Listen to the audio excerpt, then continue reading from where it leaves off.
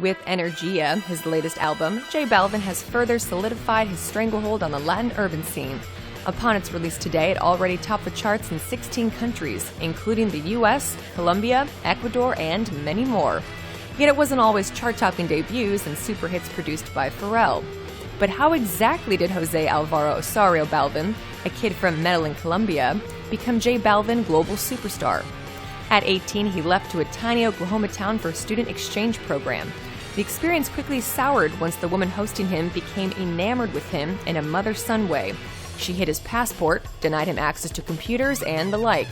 Balvin somehow escaped, and under the advice of his parents, traveled to Staten Island, New York, to stay with his aunt. It was in New York where he witnessed the impact of hip-hop.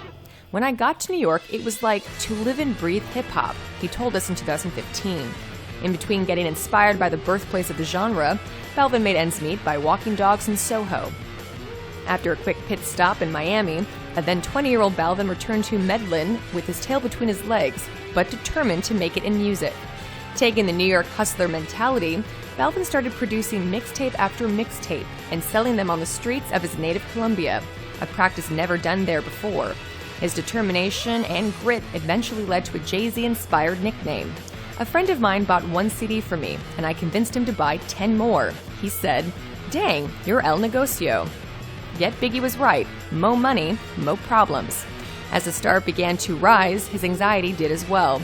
He suffered through panic attacks, hiring, then firing his dad as a manager, and the feeling of emptiness.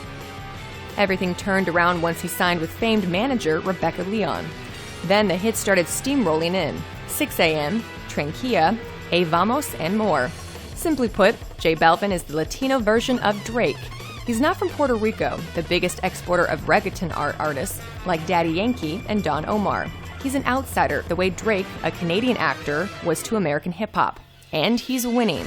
Today, Balvin is closely behind the current king of Latin music, Romeo Santos, in cool factor, influence, and buzz.